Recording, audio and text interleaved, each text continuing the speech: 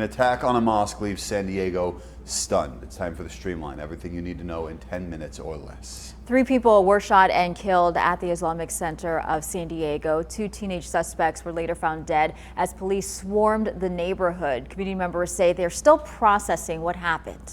It's just sad that someone died today. It's very sad, especially in the mosque. They didn't do anything at all and they do not deserve that. And I just feel so bad. I have no idea right now what to think about it. I just want to give the mother a hug. That's all I'm flabbergasted.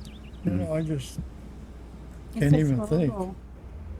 Such an emotional day for everyone in that neighborhood and around San Diego. The Islamic Center houses a mosque and a school. Police say no kids were hurt. At least one of the victims, we've learned, was a security guard.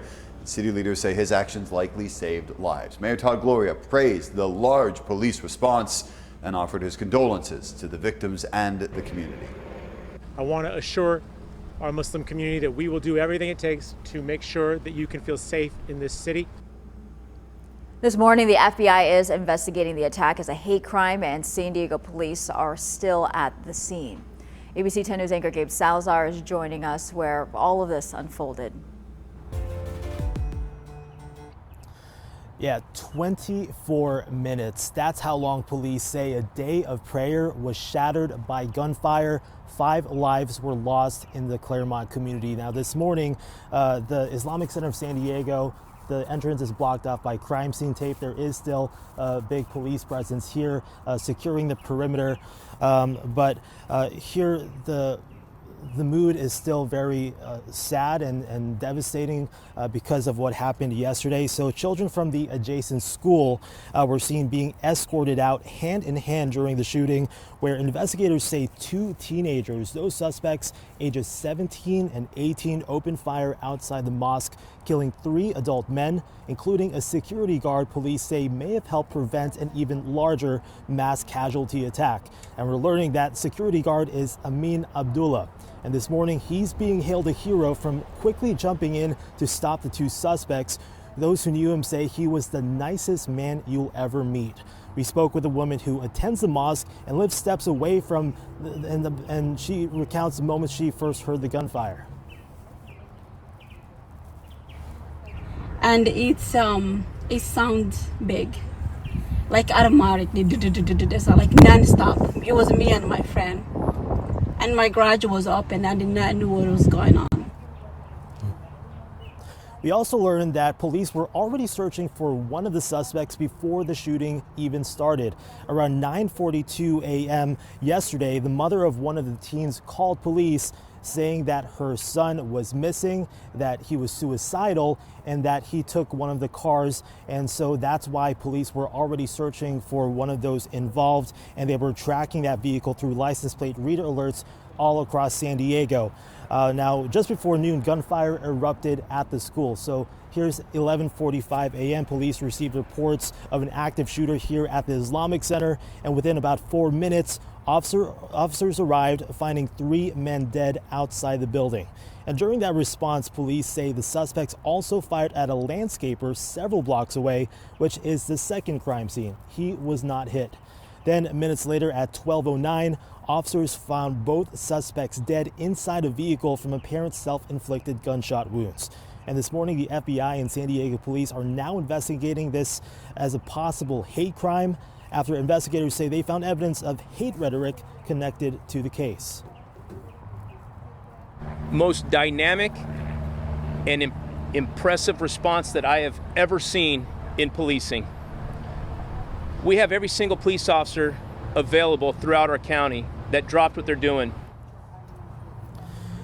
And so the Islamic Center of San Diego is offering support services for the community to make sure that they're okay mentally. And also investigators are also executing search warrants connected to the suspects, analyzing digital evidence, weapons found at the crime scene. And at the same time, members of the community are just trying to process how a place of worship and prayer could end up as a crime scene in what was 20 minutes of a nightmare. In Claremont, Gabe Salazar, ABC 10 News. I thank you, Gabe. During that time, and really for the hours around the shooting, we saw scenes of kids running out of the Islamic Center, police taking them to a nearby school for safety. Frantic parents, they rushed to the area. ABC 10 News reporter Ryan Hill spoke with them as they waited to pick up their kids. This is where many worried and terrified parents were coming to pick up their child from the school at the Islamic Center.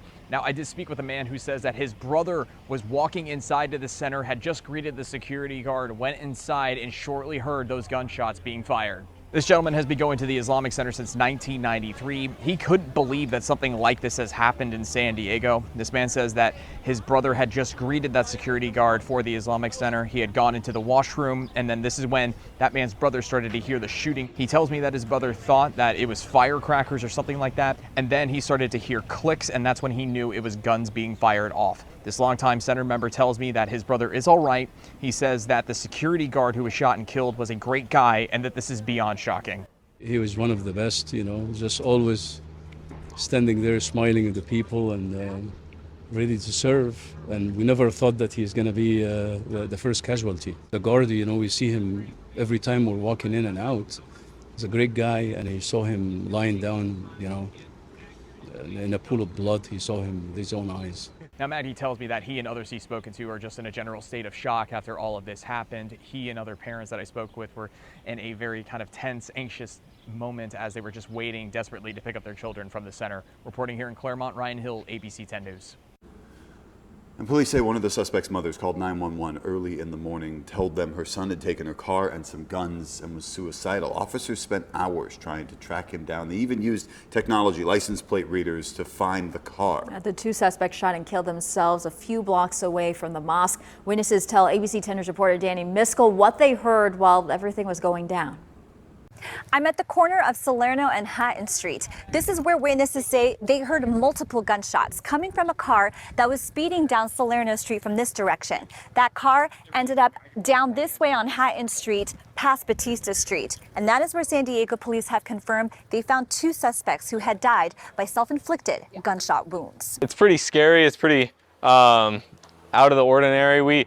They told us to get back. We saw them completely surround the BMW, and I thought there was nobody in there, but then they surrounded it, and I saw gas coming out of it. Maybe they tear gassed it or something. A harrowing moment for Alex Grayson, who lives here on Hatton Street, not far from where the suspects ended their own lives. San Diego police say that moments before that happened, they were coming down Salerno Street. A landscaper was working here when he was shot at by one or both suspects. He was not injured. Witnesses say the broken glass scattered on the street came from the suspects shooting out their car windows as they drove away.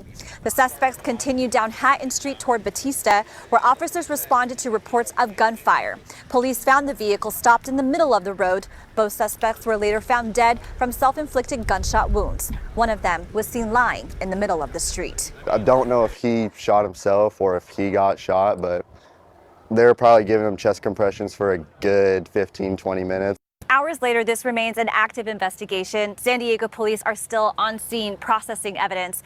They also say that these two suspects were 17 and 19 years old, and this is now being investigated as a hate crime. In Claremont, Danny Miskell, ABC 10 News.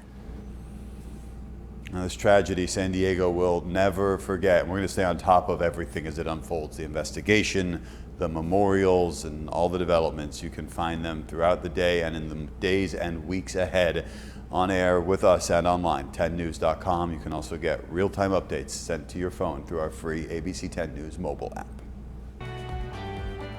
The highly anticipated murder trial of Larry Millete is finally underway. I was in court for day one of the trial, where both sides presented their cases in opening statements on Monday.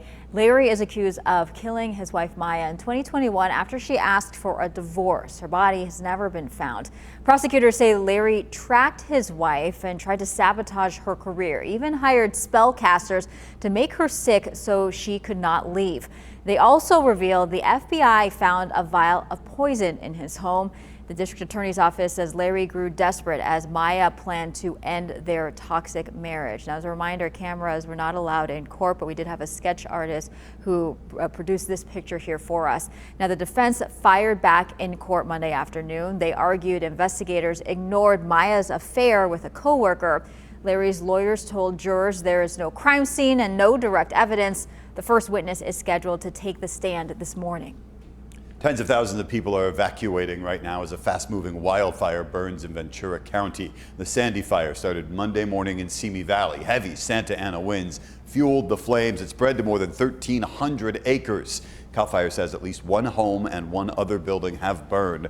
Thousands of other homes and buildings are under threat. Roughly 750 firefighters are battling the blaze. Throughout yesterday, helicopters and tankers dropped water and fire retardant. Despite all the effort, as of late last night, there was still 0% containment. Well, President Trump is holding off on planned military strikes against Iran after threatening the country to make a peace deal. But he says he's keeping military options on the table if talks fail again. Leaders in Tehran say they are willing to negotiate, but warn they won't surrender. Iranian officials say they are entering discussions with distrust. U.S. officials say they have not seen the concessions they want yet. Most importantly, a deal to end the Iranian nuclear program. Now, here at home, gas prices they are leveling off a bit. Nationally, gas prices did jump 2 cents overnight. It's now $4.53 a gallon. Here in San Diego, gas prices stayed the same. The average for a gallon of regular, it's still high, but it is staying at $6.17. An American doctor working in Central Africa has tested positive for Ebola. The CDC says Dr. Peter Stafford caught the rare variant of the virus while living in the Democratic Republic of Congo. He's now being flown to Germany for treatment along with his family. The World Health Organization is tracking a new outbreak that has killed at least 131 people so far. One physician who survived Ebola back in 2014 fears this crisis is worse than the numbers show. My biggest concern about this outbreak is that we learned way too much way too quickly for this to be anything but really bad. The outbreak is prompting new travel restrictions ahead of the World Cup. The U.S. is refusing entry to non-citizens who traveled through any countries dealing with Ebola. For now, the CDC says the overall risk to Americans remains low. And that is your ABC 10 News Streamline. Everything you need to know today in under 10 minutes.